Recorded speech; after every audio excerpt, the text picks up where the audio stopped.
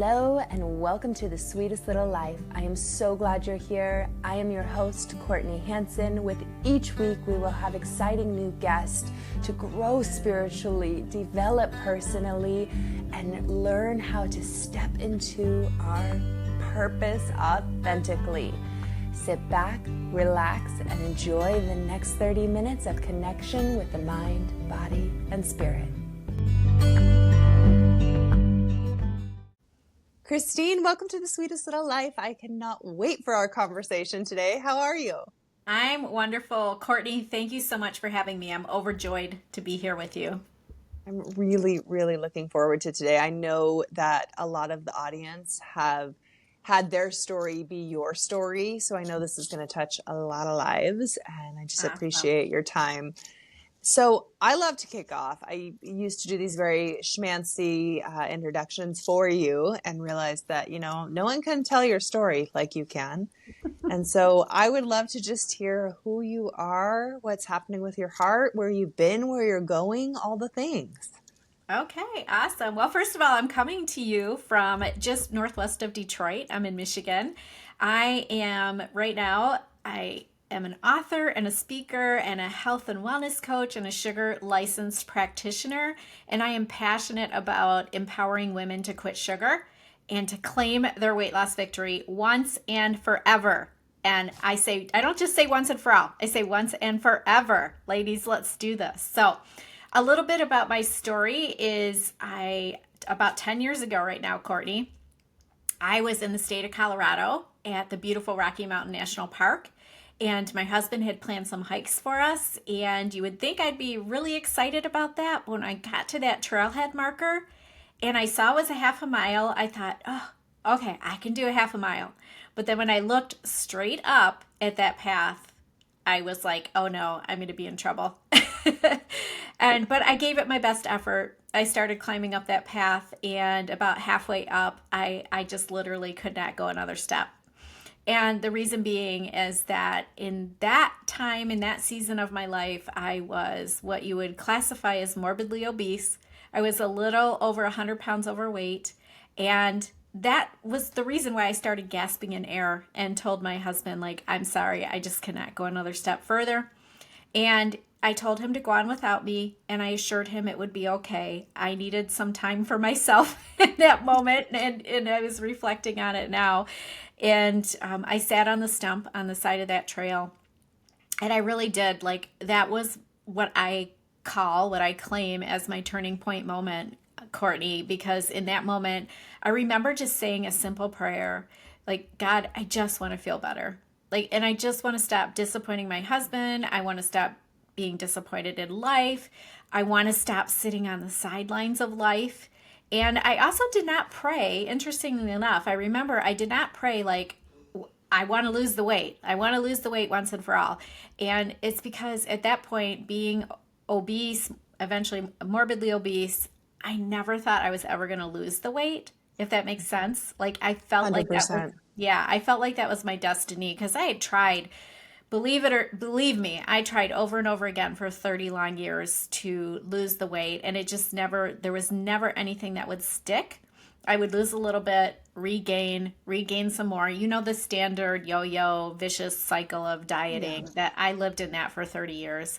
But in that moment, just that simple prayer, I remember feeling like I'm going to go home and I'm going to do something about this. I am going to take ownership about my health. And my husband was very instrumental in that as well, too, because also being in that atmosphere in the mountains, my snoring was obnoxious. And he made sure to tell me about that. He's like, by the way, I think it's this mountain, we're so far above sea level from where we normally live. He said, I think it really amplified your snoring. And so when I went home from that, I resolved to finally do something about it. I scheduled a sleep study that I never wanted to do because I never wanted a CPAP machine. That just sounded miserable. But I did. When I got home that Monday morning, I made the sleep study. I followed through on it. I came home with a CPAP machine, and that was the very best first medical intervention that sent me on my way to this health and healing journey. So it was all started on the side of a mountain. I love it. Wow, and to be in that space of just knowing that like something has to change. Was it in that moment on the mountain that you were like, no more? Or was it the after effect of it that I think it was, naturally? yeah, I think it was the combination of I was feeling sitting there really reflecting on my life. I was thinking about I was 48 at the time, and I'm thinking I'm not even 50 years old. Am I going to live to see my grandchildren? Am I going to live to, to my daughter was going into nursing school at the time. And so I'm thinking, do I want to put that on her to have her have to take care of me? Like, I just started having all these thoughts. So I really think that that moment was very instrumental in what happened, but also the conversation that I had with my husband. I told him I would schedule the sleep study, and just the combination of that whole trip, like, and being in the mountains is just really exhilarating typically for me, but that trip was very exasperating. And so I came home and I wanted to do something differently for sure. Yeah. Now, you said no sugar for women. Where did that come into play where you were like, this is a huge part of the weight gain, of keeping it? Yes. Yeah. So my book that I wrote that's coming out on January 21st is called SugarFreed. And I want to share with the entire world how making that decision to quit sugar has set me free. That is really what truly got me onto the path to healing, and not just physically healing, but also emotionally healing, because I learned how dependent I was on sugar, how I Mm. was coping with sugar, and not just sugar. Like, actually, my form of sugar that I preferred was the starchy forms, like potato chips, potato bread. Those are all sugar. And I didn't Mhm. realize that, but that's something that I learned during my health and wellness journey. And so, with all these mounting health issues, when let me back up a second. When I came home from the trip, I was diagnosed with obstructive sleep apnea. A couple weeks later, I started having painful ovarian cysts. So my doctor ordered Oh, an abdominal ultrasound. And from that ultrasound, I was diagnosed with non alcoholic fatty liver disease. And I was already pre diabetic. I was morbidly obese. So all these things started compounding. And so it was you just had a like, straight domino coming home. yeah, it was like a perfect storm of Oh, everything coming at me, and really inspiring me and motivating me and giving me the momentum. So the thing that really scared me straight was learning about the fatty liver disease. And so I went on a deep dive on the internet trying to learn about what does this mean? Why do I have fatty liver disease? And I learned that my liver was full of fat, most likely because of my diet, which was loaded in sugar. My blood sugar was way out of balance. I knew that based on the description of blood sugar imbalances with the sugar highs and the sugar crashes. And then my being a sugar addict, I'm now a sugar addict in recovery, but my brain was screaming for feed me more sugar, feed me more sugar. mhm. That's where the cravings were coming from. And like learning all of this and understanding what was happening with my blood sugar, and also learning about my insulin hormone, also being there's a correlation. If your blood sugars are out imbalanced, your insulin hormone is probably out of whack as well. And insulin is our fat storing hormone. So it made total sense to me why my liver was full of fat and what I needed to do. And the decision I came to was that I needed to quit sugar. So, very shortly after all of those diagnoses, I did begin my quitting sugar journey. And that is really, I did it step by step. It took time. Like, this did not happen overnight, but that is truly the decision that led me down this path of losing a little over 100 pounds and now maintaining this. Actually, this day that we're recording, Courtney, on January 8th, 7 years ago is the day I reached a healthy weight.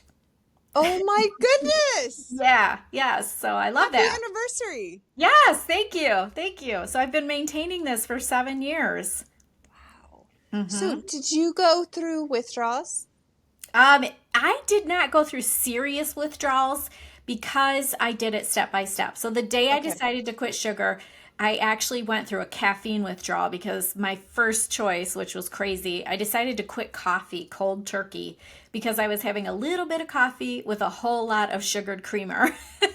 like the vanilla or the Oh hazelnut yeah. flavor. Yeah, yeah. So I'm like, the only way I can do this is to quit coffee cold turkey. So I had a caffeine headache withdrawal, but then, it wasn't like 3 or 4 days later, I decided I'm not going to eat the candy that's sitting around my office. 3 or 4 days later, I decided I'm not going to eat the birthday cake that I worked in a corporate office at the time, and there was always a Yeah. birthday celebration. And like, I'm not going to eat that stuff anymore. And so just little decision by decision by decision.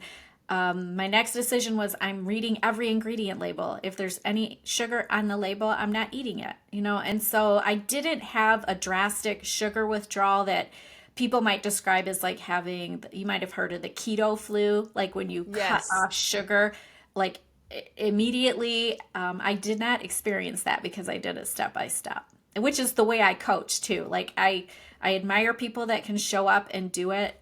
Boom, like all sugar eliminated. But I take like about a 2 week approach to getting women off of sugar. Yeah. What about hormonal balancing? Have you noticed a difference there at all?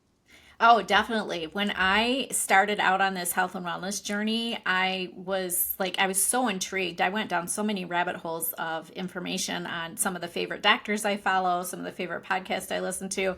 And so I worked really closely with a functional medicine MD, and we checked my gut health, we checked all of my hormones, we checked my thyroids, and fortunately everything was pretty well balanced until I hit a really stressful season of life.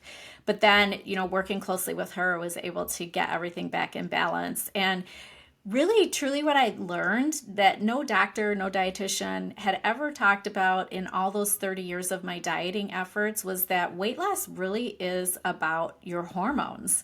Like getting my hormones in check, and especially my insulin hormone, that Yes. is really what helped me with the weight loss. Like it progressed really steadily, and then of course being able to maintain it. But yeah, I'm really keen on hormonal health, and I think it's really important, especially for women my age, who I'm now postmenopausal. But it's such a, I'm glad you asked that question, because hormone health is really really Well, I key. think it's missed a lot with weight Yes. loss. People are like, "Oh, I have to lose weight. I have to lose weight. I have to lose weight." Yeah. And there's like this huge key component of our hormones that I don't think is talked about No. enough openly, Mm-mm. that it's the first thing to get thrown off, and it's just such a minute thing that can transfer that, right? Like it's so Yes. easy to throw your body out of whack. Right. And I had poor sleep all those years. And if you're not sleeping well, your hormones are out of whack. Your cortisol Yeah. could be high. It's really difficult to lose weight if your cortisol, your stress hormone is high. So all those things are worthy of checking out and working closely with a practitioner to figure stuff like that out. So when was your pivoting point that you're like, I have to serve, I have to give back what I've learned? Yeah, yeah. So when you lose a massive amount of weight, people notice that. So Right. yeah, right. So a lot of people from my church community were coming up to me and asking for my time, and my coaching, my ministry life, my writing, my speaking, I it all began back to sitting down with these little coffee chats, what I call, with these people from my church and my close friends in the community, one-on-one time. And then it just began to be like too much because I was still working full time in my corporate career. And so I launched a blog. My kids wanted me to launch a YouTube channel. I'm like, no, I'm not quite there yet. I eventually did, but yeah, I love to give back. I have like my passion, my vision, what the thing that I'm so heart sold on in helping people is I'm all about the fitness of the church. Like growing up in the church and being in the church and seeing the struggle that so many people like me, so many women like me struggle with food, trying to get it right, feeling like a failure all the time that we're not getting this right. And it's because there's so much missed information. So I'm very Mhm. passionate about the fitness of the church in body, mind, most importantly, their spiritual health. Would love to see so many people set free and experiencing greater freedom and joy when they embrace holistic health. I know you talk about holistic health, when they embrace holistic health. And I say that it could be fueled by faith, which was also a key element that was missing in my 30 years of dieting efforts. I never ever invited. I'm a Christ follower. I'm a Christian. I never invited God into my health journey because I was very much a type A person and thought, well, I can count these points. I can do all this on my own. But yeah, now seeing the big picture, seeing that the holistic health, how we are created so uniquely in body, mind, spirit, heart, and soul, all of that, when you bring it all together, intertwine it, and realize that it all impacts each other at every other Right. aspect of your life, and that is really, truly where the healing began. The weight loss was wonderful, but healing my spiritual journey and healing my mind, oof, that's where the freedom and the greater joy is experienced. How, I was watching this reel last week and it really made sense. And it's like, if you're going to do anything in 2025, it's making sure that your relationship with God is in the right spot, right? So for those not listening who aren't religious, but God is whatever that relationship is with Him, or the, whatever God, source, universe, whatever the people want to call that. But making sure that first and foremost, that connection is there, whether that's in your business, your family, because everything else is going to be really messy if you're thinking that you're running the show and you're Oh, in that control state, right? And yes. just the way, like, I'm totally slaughtering the way he put it, but it was really beautiful the way he Mm. captioned this, and it made so much sense. And I was like, yeah, so often we get so stuck within the ego of, I can do it myself. I'm going to do this and I'm going to do Yeah. this and I'm going to do that. And God's Yeah. like, yeah, that's not my plan for you. Boom. Right, You know? right. And all those years I didn't realize he had a plan for me because I was so self-conscious about my situation and the Yeah. heavy weight of my circumstance. I carried a lot of guilt and shame, thinking that I was doing so much wrong. But I love that you brought up control as well too, because in my corporate career, I was an accountant and my title was controller. So the irony is not lost on me on how Oh, I that's had to amazing. I know, on how I had to show up and I had to surrender control. I had to relinquish control of every aspect of my life. And my faith is really the foundation of everything I do. Every move I make, every time I speak, every book I write, every word I write, every YouTube video I show up and do, it's all really, I would be nowhere without my faith and the solid foundation. I'm not sure if you're familiar with Psalm 40, but it's written by King David, and it's written about how he was rescued from this miry pit, which I felt like I lived in for so long. I lived in the miry pit, and I envisioned God reaching down, picking me up, pulling me up from this miry pit, standing my feet on a solid rock, and giving me a new song to sing. And that's what David writes about in that Psalm 40, and that's really it's like a testimony, and Yeah. it's my testimony as well too. I love that so much. So I love to give the audience whys, and we started doing this a while ago, and it's the top 3 things that really have structured and created the foundation for your mind, body, and spirit.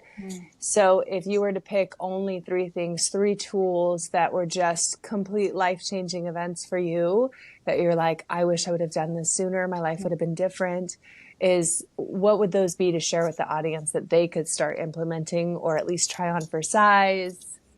Yeah, absolutely. Well, my number one is faith based. It's my Bible, which I consider the best guidebook of life. And I read it every single morning. I call it my Bible and beans time. It's again the best guidebook. Like I could count Weight Watchers points, I could do this program, I could do that program. And all along I had this guidebook sitting on my nightstand collecting dust for 30 years. And really picking that up when I started sleeping better because I had the CPAP machine. I started picking it up every day and I haven't put it down since. So my Bible would be my first one. My second tool would be I would need a supply of whole food, like a lifetime supply of whole food. Single ingredient whole food, I call it, from God's Good Smorgasbord. Like chicken, eggs, beef, salmon, things like that. Yes. So I would not run out of that, and I would not want to ever have to rely on factory processed food again. And let's see, third would be community. community and support and accountability. Like I still have people that hold me accountable and I in turn hold other women that I coach accountable. And I'm so grateful that God created us to need each other and to need community and to be able to live in fellowship. And again, there's all kinds of guidance about that in my first tool, my Bible. So yeah, those would be the three.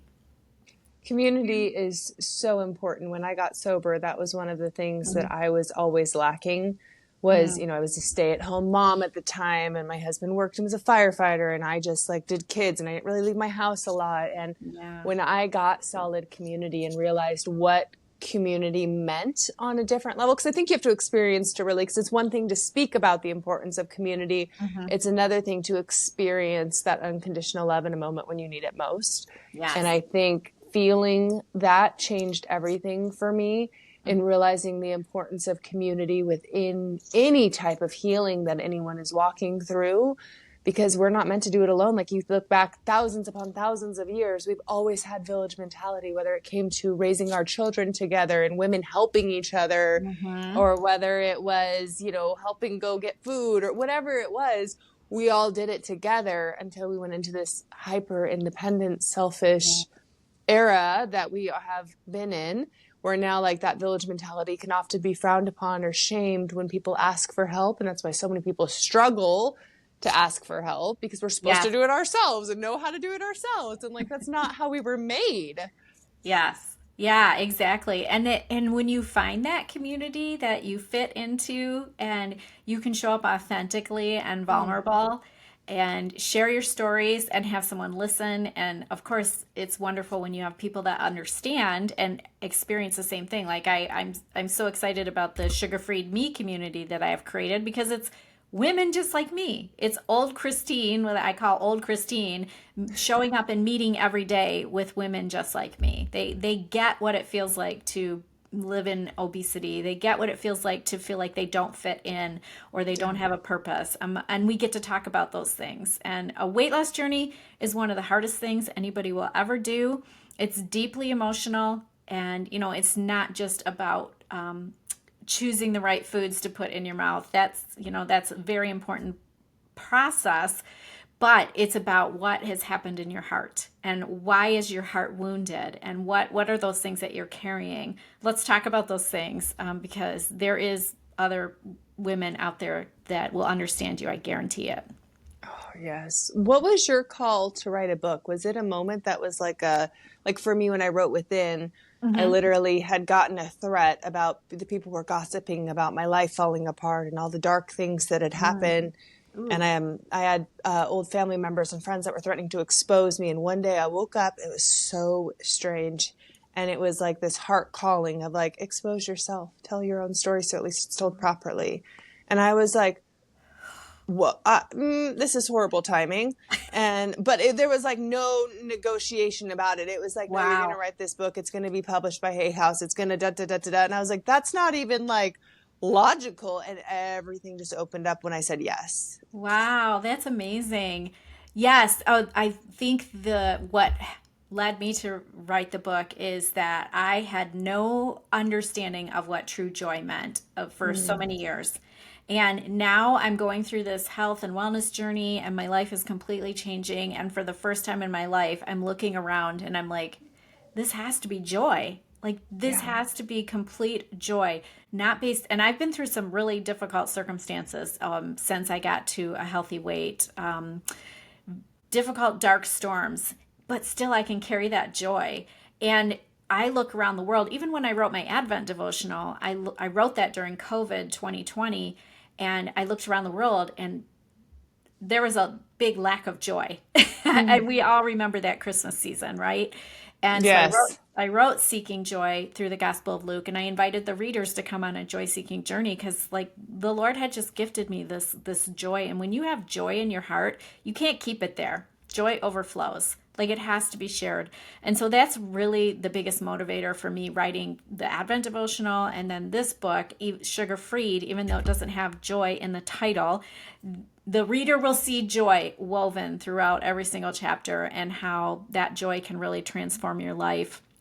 one of my key verses of life is, again, from Psalm and David. I love David's Psalms. He's such a great writer. He wrote in Psalm 4:7, "You have filled my heart with greater joy than when their grain and new wine abound." So here we have people in a harvest that are celebrating with grain and new wine, which, as a recovering food addict, a recovering sugar addict, I used to love to celebrate and commiserate with food and wine, So now it's like, here, my heart is filled with greater joy than food, than wine. We can use that very literally. I use it, the food and wine. Like I have this new joy. So everything that I do and say, like my big umbrella of how I want to encourage women is with the freedom and the greater joy that is available, that I had missed out on for so many decades. Yeah. So as far as joining your group or the audience, if they're like, oh my goodness, I want to work with you, I need to be a part of this, I need to have community, is there a place that they can go sign up right now? And then I know we talked a little bit before about you have a little freebie for the audience. Yes, the best way that they can connect with me is I have an excerpt from my book, SugarFreed, Stop Losing the Weight Loss Battle, Start Gaining the Victory. My excerpt is from the chapter called Craving All the Wrong Things, where I discovered why I was filling these holes in my soul with all the wrong things. And so that is available as a free gift. You can go to SugarFreedGift.com. Don't forget the D at the end of SugarFree. It's SugarFreed. It's a made-up word. I made it up.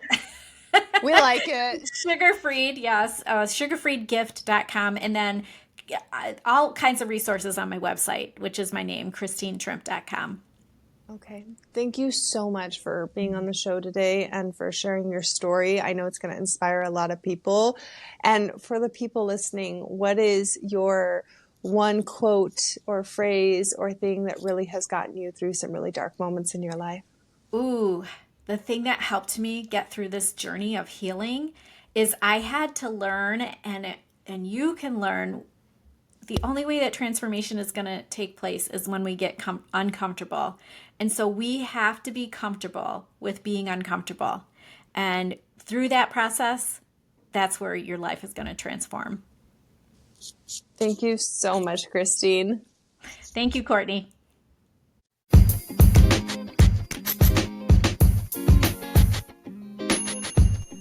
Thank you so much for joining us today. If you have a takeaway or something from the conversation that really just resonated within your heart center, I would love to hear about it. Please leave it in the comment section so we can give you more of this content. As always, please subscribe, save, and sharing is caring. We love you to pieces. Have a beautiful and blessed day.